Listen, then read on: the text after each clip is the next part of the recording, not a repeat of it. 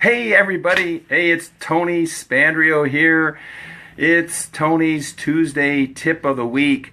And hey, we're going to give this some time here to get a few people on board. I think it's going to be pretty interesting here as everybody starts coming on board here to what in the world is this guy doing with his hard hat on? So hey, we're going to be talking a little bit today about contractors, right? That's you got you got to have some protection, against your contractors. So we're going to take a little bit of time today to do that. But hey, as everybody's coming on board here for my live Facebook page today, we're going to be discussing lien waivers, okay? Lien waivers. And again, you got to have some protection against your contractors, whether it be a general contractor or a subcontractor. So if you guys don't mind here, we're going to wait a couple of minutes before we start getting into this, because I really want to get into the meat of things in some detail today. A little bit about myself. I really did a lot of marketing for this event here this afternoon. And, hey, just want to tell everybody a little bit about myself. I have been involved in investing since 2010. My wife and I, we were inducted into Robert Kiyosaki's International Hall of Fame in 2012. So we're very, very honored to be, a part of that. And hey, I want to start saying hi. I got Johanna, I got Ed, I got Sally, got a lot of people coming on. Thanks for joining me, guys. Appreciate some thumbs up and share this today. This is going to be really, really awesome in regards to knowing knowing your contractors, your subcontractors, and a little bit of asset protection, okay? Asset protection for yourself. So, I'm going to go a couple minutes before we get started, but hey, we got involved in 2010. By 2012, like I said, we were inducted into Robert Kiyosaki's International Hall of Fame. Currently we own 63 doors across the United States. I'm actively pursuing fix and flips, and we do have one going on right now that's here, locally. Again, guys, hey, reason for my hard hat here today is that protection against your general contractors and your subcontractors. Okay, we're going to get into that. But anyway, as time's gone on, we've gotten involved in apartment complexes. I've done over 40 flips. I'll tell you what, you got some horror stories too of some that's gone bad. And I think that's the important of the things that I've learned, in the process of why it's important. So I think I'm going to go ahead and get rid of this hat for now. I don't have too much glare up here, do I? Okay. Anyway, want to kind of get into some of this stuff, because in the beginning, we didn't use lien waivers. We kind of understood maybe what they were about. But, hey, Bonita, Happy New Year. Happy New Year, everybody. By the way, Happy New Year. And so we got into, a few situations with contractors where, wow, either one, they weren't doing the work. And not only that, it was important that you have a contract. So not only that we're going to talk a bit about lien waivers and what they are all about, okay? But I want to talk about a contract. You really need to put a contract together with your subs and your general contractors, okay? And we're going to talk a little bit about workman's comp. Hey, workman's comp. I mean, somebody gets injured, who's covering what here? Okay, so it's really important that we're going to kind of go through those things here today and define that a little bit more. So I think I'm going to go ahead and kick this off. Appreciate any time that you got something that I've just expressed to you. Hey, let me know that was something good, okay? That helps me kind of see that, as those little emojis go across the screen, that I know that was important to you, and I appreciate that. So like many of us starting off, right, we're new, and we're kind of looking for some help. And, and myself as a mentor and coach, that's one thing that I'm wanting to express to the people out there. You may be new. You know what? You may be seasoned. It took us a while to get out there, and understand all of the things that was needed out there in this business, of I don't, even if it's a buy and hold, you're still going to put a contractor out there, a sub that's going to be doing some work. So I don't care if it's a lease option deal, if it's fix and flip, if it's buy and hold, it's apartment complexes. Okay, I mean, we've been involved in those, and so you're going to want to make certain to have these things in place. So let's start with this. Instead of jumping first into a lien waiver, well, where do we start with our contractors? Well, I mean, obviously the first thing you're going to do is go out and get an estimate, right? But how do they know what you're really going to need done? So the scope of work, SOW, the scope of work is something that you need to put together. And you need to have that scope of work defined really, really precisely, and what you're going to want that subcontractor or that general contractor to do. Okay? And it needs to be detailed, guys. I mean, I'm not talking about, hey, just go put up these kitchen cabinets, right? You're going to be very specific in saying, that the kitchen cabinets maybe need to be at this height. The lower cabinets need to have a slope to the back so that the doors automatically close. I mean, we can all assume, right, that a general contractor or subcontractor is just going to know what to do, but not necessarily, okay?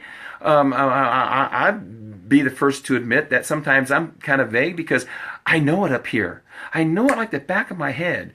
But even with my own employees, I have to say, gee, was I not clear? I mean, a lot of times, we think it, but we maybe don't express it clearly enough. So I'm the first to admit that, hey, I've got the problem of, I know it and I know exactly what to do, but you got to be specific, okay? So to get that estimate from your general contractor or subcontractor, detailed scope of work, okay? All right, so as we're going along here, keep my thirst quenched. We've got the scope of work in place, and now you're ready to get your estimate going. So get your contractors out there. I always highly recommend, 2 or 3, get 2 or 3 bids. Even after you get going, it just seems like we all go through this, that you're going to go through 1, 2, 3 contractors, okay, subs. It's kind of inevitable. It happens. We've been very fortunate at times to get one good contractor and stick with us. And so that works out, can work out really, really well. Okay, so we've got your 3 bids in place. This is great. You make the selections. And hey, Troy, thank you for joining us. Appreciate that. So once you've got your scope of work done, you've got your estimate in place, okay? So now what you're going to really need to do is you want to, first off, make certain that you're always working with a good real estate attorney, okay? And you got to have your real estate attorney in each state. I'm sorry, guys, it's kind of hard to take somebody generically because the laws change so much from state to state to state. But the next thing that's going to be really important here is to put together a good contract. And contract legally put together is going to help bind that estimate, bind that scope of work, and have a good agreement with the contractors that you know exactly what is going to be done. Okay. Now, in that contract, one thing that you need to be very specific on is when is the project going to begin? Okay. You're going to want to get some definitive time frames from the contractors. I can't tell you how many times I've seen this. I've heard this from fellow students. Hey, how's the flip going? Oh, it's going good, but we're about 2 weeks behind. Really? Wow. Did you have a contract with them? No. And so a contract is going to keep everybody on the up and up. So in my contracts, what I do is, one, we agree on a start date, on or before. On or before. I mean, if they want to start before, that's great. So, hey, we want to start January 10th. But if it's ready to go on January 5th, I'm okay with that, right?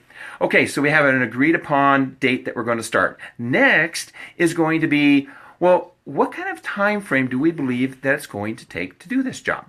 Now, you've given them the scope of work, right? They've done the estimate. So they should be able to give you a darn good guesstimation of how long is it going to take. So we usually decide on, it's going to take us 30 days, it's going to take us 40 days, whatever that number is.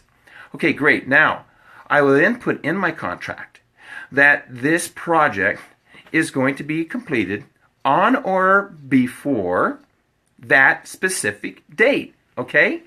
Now, here's the catch, is that it's important that everybody knows what this time frame is, because I want to reward the contractor with a bonus. And hey, Heather, thank you for joining us. I want to reward the contractor with a bonus that if he gets it done sooner, that he's going to get a little extra. Well, why is that? Guys, if he gets it done sooner, that means I get to get it on the market sooner, which means that my holding cost is going to be less, right? I mean, it's all about what we can do here to make, a little extra cash on this deal. So the sooner I can get this house rehabbed, back on market, or rented, the sooner I can get my money back, my private money paid back. So my holding cost is really affected by how long, right, this rehab process is going to take. Now, on the flip side of things, I also let the contractor know that for every day longer it takes them to get this thing done, I'm going to have to charge them my holding cost. Okay? It's up front. Everything's there. Now, a lot of times, someone says, well, Tony, well, what if you have a snowstorm like we're having right now here in Colorado? It's just starting, guys.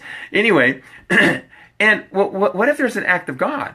Well, I'm very clear in letting the contractors know this and the subs that, if we've got a delay due to an act of God, or maybe a change order had to be put in, maybe I created the delay, okay, then I'm going to make certain to adjust the time frame in which that project needs to be completed.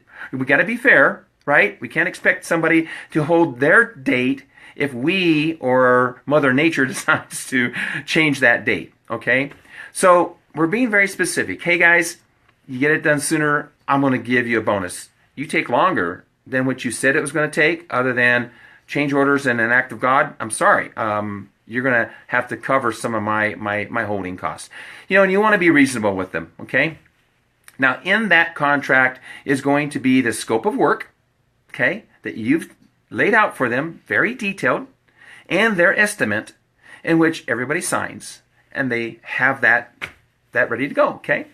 All right, so that's a little bit about our contracts, the scope of work, and the estimates that it's going to take to put these projects together. All right, so now here's the really key part, okay, is first off, the question would be is that how many people know what a lien waiver is, okay?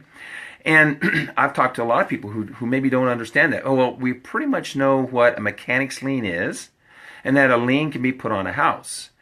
But do you know if maybe you failed to pay the contractor for the work that he's doing, that he can put a lien against your house, and it's going to stay there until you're ready to sell it and close it, and then you got to pay it? All right? Now, let's talk about the subcontractors. Okay? You may hire a subcontractor. Same thing. Subcontractor can put a lien against the house, right? But now let's go a little bit further. So let's say your general contractor has hired a plumber separately as a subcontractor to come in and do the work, right? But you did your due diligence, you did good, and you created a lien waiver for the contractor for him to do all of his work. But The contractor hired the plumber. Who's responsible to make certain that the plumber has a lien waiver? Well, who's going to pay the plumber? I'm not paying the plumber because I'm paying the general contractor. The general contractor has hired the plumber. Therefore, the general contractor needs to put a lien waiver against that plumber, which you, as the owner, need to make certain that that has been done. Because guess what? Here we go. I pay the general contractor for the work to be done, but the general contractor doesn't pay the plumber. So who is going to file the lien against my property? It's going to be the plumber. So now I have to deal with that.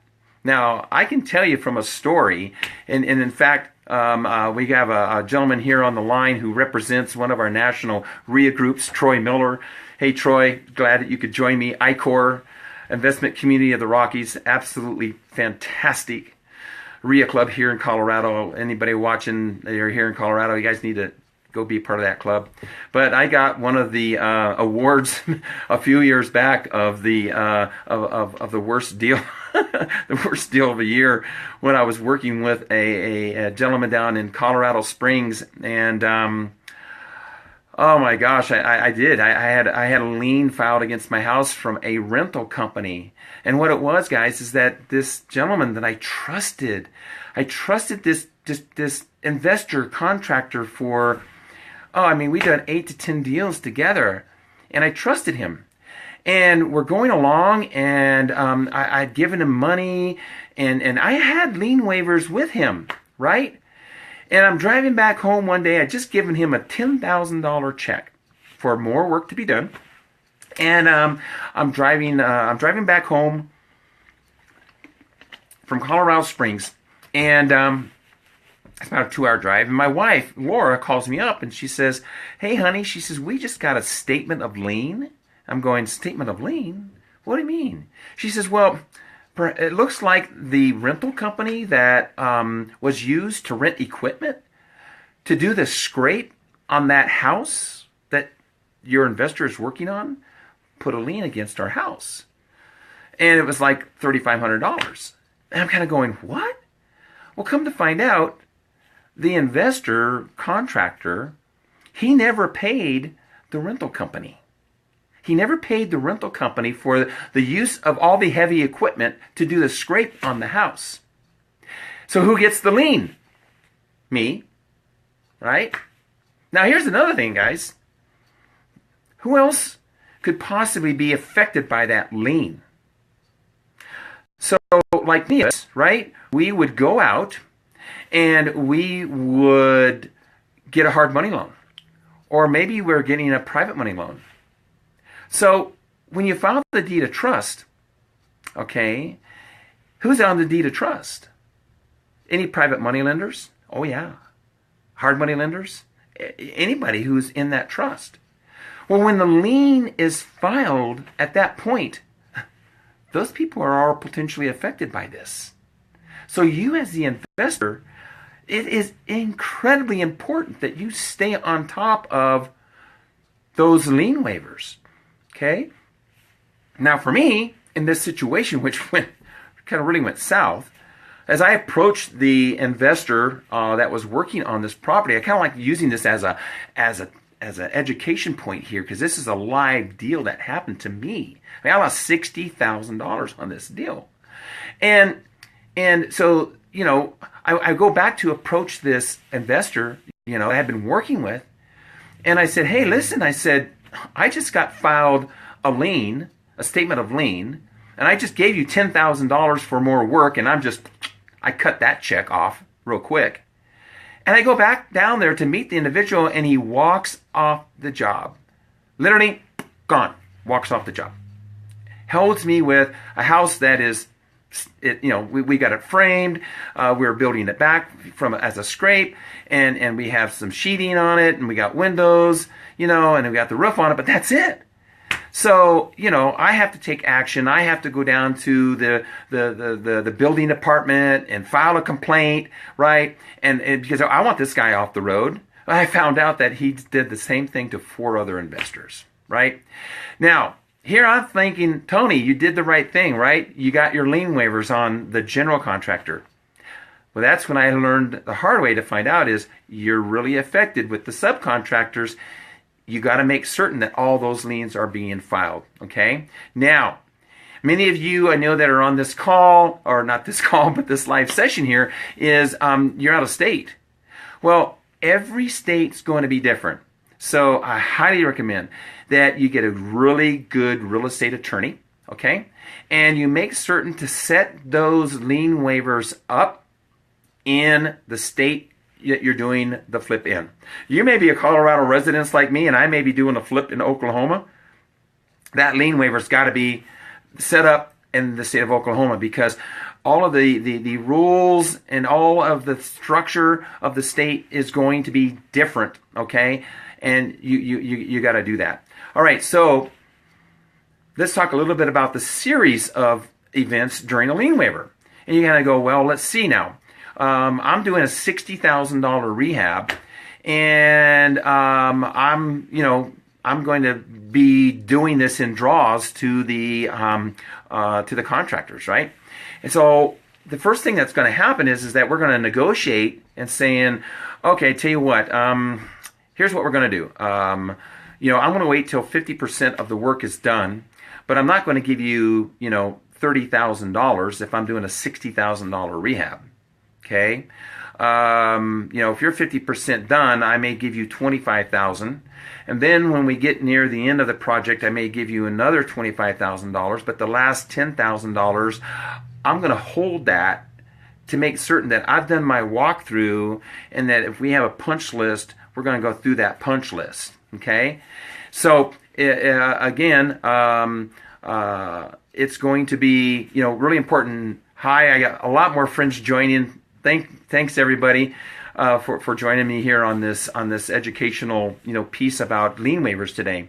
So the thing is that you're going to put together a partial lien waiver first, okay? And what do I mean? Is that, well, a partial lien waiver is saying that I'm going to be very descriptive in the lien waiver is for the $25,000 that you're going to get. When you get 50% done, here is exactly what that 50% looks like, okay? So, whatever that scope of work was, you're going to be defining it in that lien waiver. Now, when you reach that point, and everybody, you and your subs or the general agrees that you've reached that point, you're going to pay them, okay? Therefore, the lien waiver now has been satisfied, that it's been signed by the general contractor, and it's been acknowledged that the work was completed, and that you paid him $25,000, and he did what he said he was going to do. Okay, great. Now we're ready to start the next portion of the work. Well, we're going to do another interim lien waiver. Okay, same thing again. We're going to be defining, here's what it's going to be, here's the amount of work that's going to be done, and here is the amount, $25,000, okay? So we're going through, and we're getting that done. All right, so now the second interim lien waiver has been satisfied. We've got everything, and everybody is satisfied. Now we're on the last 10%, okay? Now we're going to have a final lien waiver. We're going to put a final lien waiver together. And in that final lien waiver, we're going to go back and identify that, hey, first 50%, first $25,000 was this much, this was done. The second part of that, okay, the next $25,000 was done. And now the final punch list has been completed, and the last 10% has been applied, or the last, $10,000, not 10%. The last $10,000 has been applied, and now that lien waiver, the final lien waiver, is the one that is totally satisfied. That means that to the general contractor, he's received money, okay? He can't come back later and say that you didn't pay him, because now you've got the legal documentation that says, here's what we agreed upon, here's my contract, here's my scope of work, here's checks showing the payments that you've received, and everything has been completed. Okay? So That's really the proper way to walk through the lien waivers. Now, subs, if you're going to hire out subs and not a general, you're going to have the same process for them. Okay? But if your general is out, hiring subs, you better follow up to make certain that those lien waivers are out there. Okay? Because, guys, you get the house done, in the situation that I was in, I had to still go and pay off that lien, a $3,500 lien. Okay, I had to pay that off, and it was like, wait a second, I already paid the investor contractor that money. I had to pay it twice, basically, But I had to clear that off before I could sell it. And I mean, this whole thing resulted into a lawsuit. And it was a $350,000 lawsuit. But I'm going to tell you, man, having a good real estate attorney, guys, is so important because, I mean, my attorney, he backed us all the way, and we set everything up in LLCs just like we're taught to do, which is really important, and I only kept like one flip at a time in an LLC, which was crucial. It was crucial. Because in the lawsuits, who knows what's going to get pulled in, and who knows what you might lose. So one LLC, per flip would work out well. All right, so anyway, let's go into this a little bit further, because we also need to talk about, is your general contractor licensed? Is he insured? Is he bonded? And what about workman's comp? How about workman's comp insurance, right? So a lot of your contractors, I mean, a lot of them will say, yeah, I'm just going to work by myself. But they bring somebody else in and you don't know it, and that person gets hurt and they don't have workman's comp. Guess who's responsible, guys? Yeah, me. Okay? So that brings up the other point, is that even if it's a sub, okay, you need to really qualify your contractors and your subcontractors to make certain that they're carrying all the proper insurance, they're carrying all the proper licenses. You want to make certain that on the insurance policy that they have while they're working on your house, that you're covered, that you're part of that policy, okay? If anything happens, I mean, if they do something, you're the one that needs to get, the covered for that mistake, that cost, or whatever, okay? So really important factors here, on workman's comp. Same thing with a sub. You may be hiring an electrician, and the electrician brings in some guy that, he brought in to help pull wiring, and then this person gets hurt or injured, okay? So workman's comp insurance to help cover everything. I know that, my specific topic today was a lot about, lien waivers, but I think it's important that that scope of work, estimates, contracts with your contractor, and insurance and workman's comp insurance. All these things kind of really tie in, to all of this. It's really important. Setting up the LLCs to structure, to do, and then the flip, guys, and again, I'm not an attorney, okay, and you really always want to seek legal counsel, but, you can flip in an S Corp, you can flip in a C Corp, you just can't hold, long-term holds in the S and the C corps and whatnot. I got my wife that kind of constantly reminds me of this. For many of you that maybe don't know this, but Laura, my wife, Laura Spandrio, she runs Secure Accounting Solutions. And she helps out a lot of individuals, from an accounting standpoint, bookkeeping standpoint, and taxes. And she specializes in working with investors, really primarily investors. She works with a lot of other folks too, but it's great to have her on our side because we own over 63 doors, and I got 26 LLCs, and she's diligently trying to get taxes done, right? So she's really busy with that. But anyway, moving on. So the purpose of today's training was really to try to get everybody aware of the importance of lien waivers and bringing in everything else that can go on with a project like this. Once everything gets done and you got the house on the market, everybody's been, taken care of. You say, well, what else can happen? Well, there's still something else, right? What about the home inspection, your buyer's home inspection? Okay? So you're going to want to make certain that you still have an agreement with your subcontractors and contractors that any time during the process, that once they're done, what kind of guarantee are they going to give you afterwards? Right? I mean, okay, so the house is done, you got it on the market.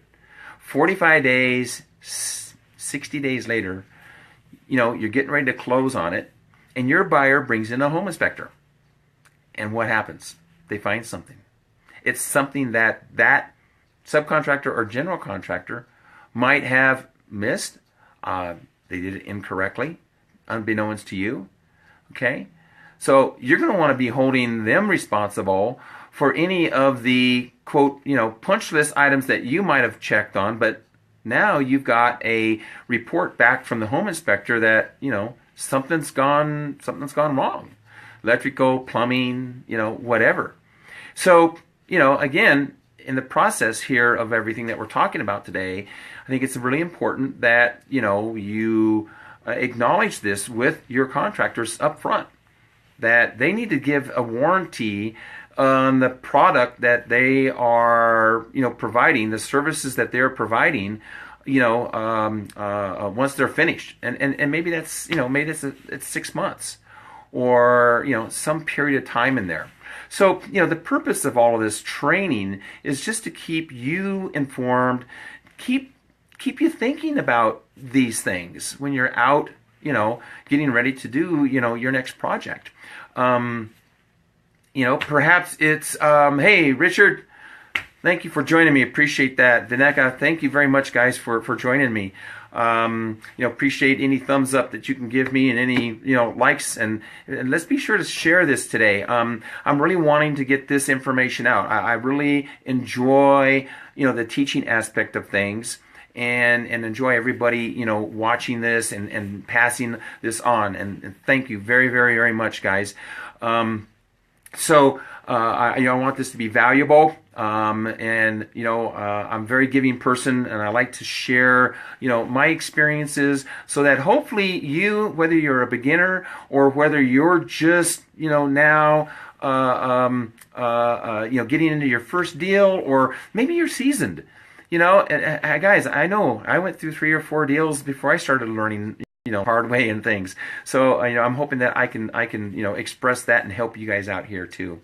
So, one of the things that I also wanted to, point out is that we are having an event, and I think this is really key, is, knowing how to protect your assets is really huge. And, we work with Long Law Group. They're out of Denver. And Peter McFarland absolutely is phenomenal when it comes to asset protection.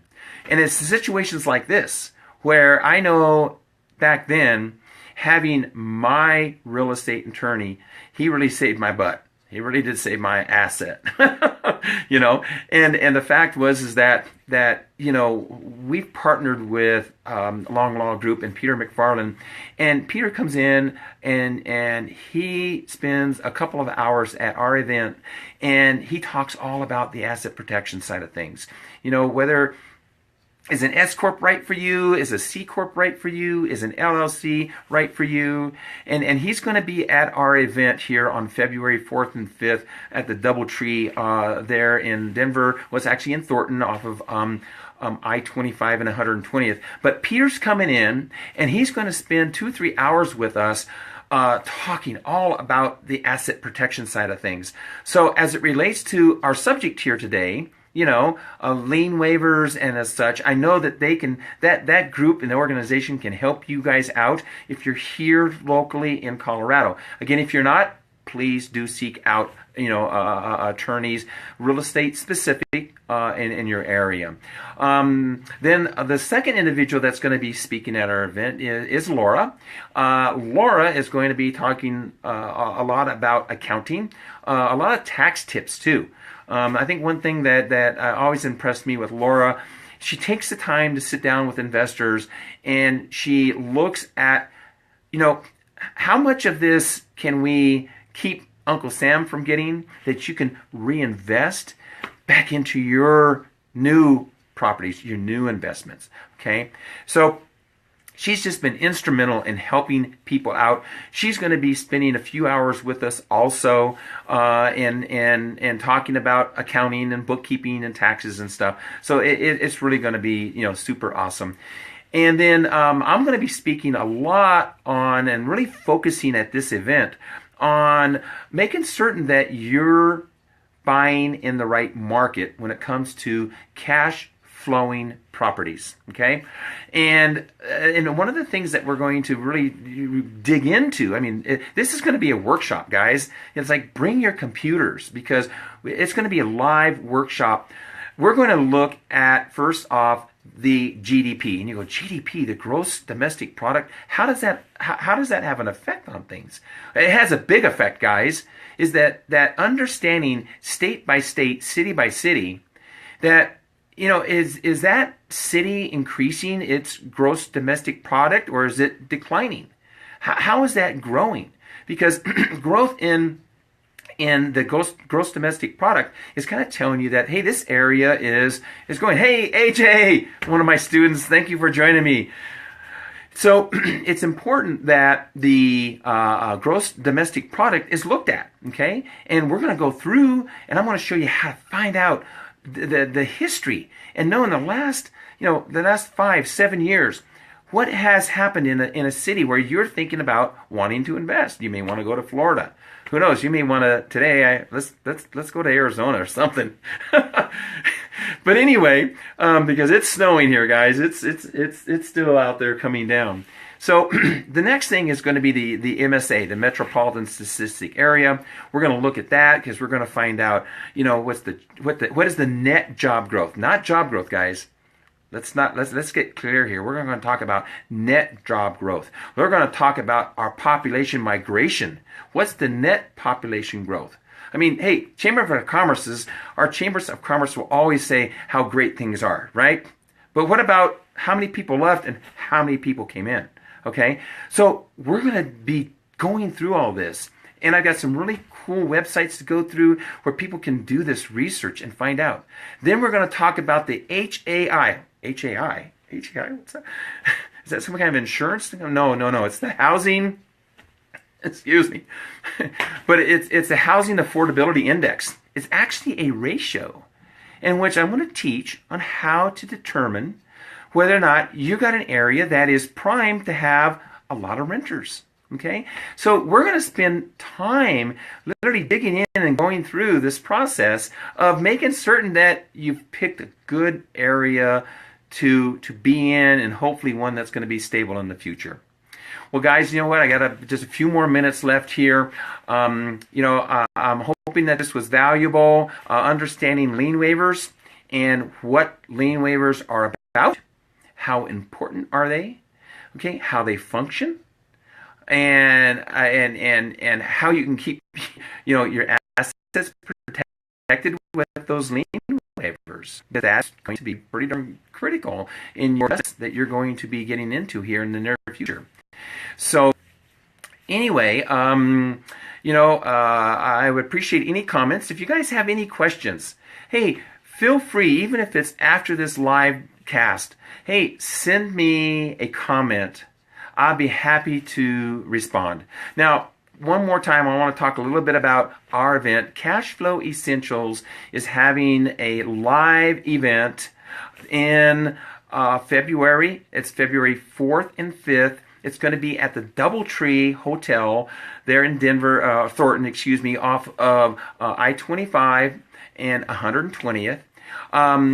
Right now, guys, I'm offering a 50% off. If you go out to our website, www.cashflowessentials.com, go to that first page. You're going to see a spot there that you can register. But we do have a coupon code Okay, and maybe call my office, and you can talk to Sally, our reception, my assistant. That number is 970-685-4566, and you can talk to Sally, and you can get that coupon code to get 50% off the event on February 4th and 5th. I really look forward to everybody showing up. I mean, we're going to have, two great speakers, Peter McFarland with Long Law Group, Laura Spandria with Secure Accounting Solutions, and we'll be out there and doing that. And Heather is also one of our assistants here, and thank you for putting up the number. I appreciate that. And maybe, Heather, if I can ask you, would you mind, hey, put in the our web address, if you would, the www.cashflowessentials.com, so everybody's got that in the comment section, and we can check that out. Well, guys, listen, I'm getting at about 45 minutes. I promised that that's what it would be. I appreciate everybody joining me today, and give me some likes, give me some thumbs up, but most off, share this with other investors that you know out there. Spread that word. Again, I'm very generous in sharing this information. I love doing it, and and do share this. I'll be posting it again so everybody can see it. I appreciate everybody joining me today. Thank you for all the the thumbs up and the likes and sharing my videos today. Well, guys, it's Tony Spandria with Cashflow Essentials. Appreciate everybody joining me today. And next week, next Tuesday, we're going to have more tips. Guys, every Tuesday, it's Tony's Tuesday Tips. And you know what?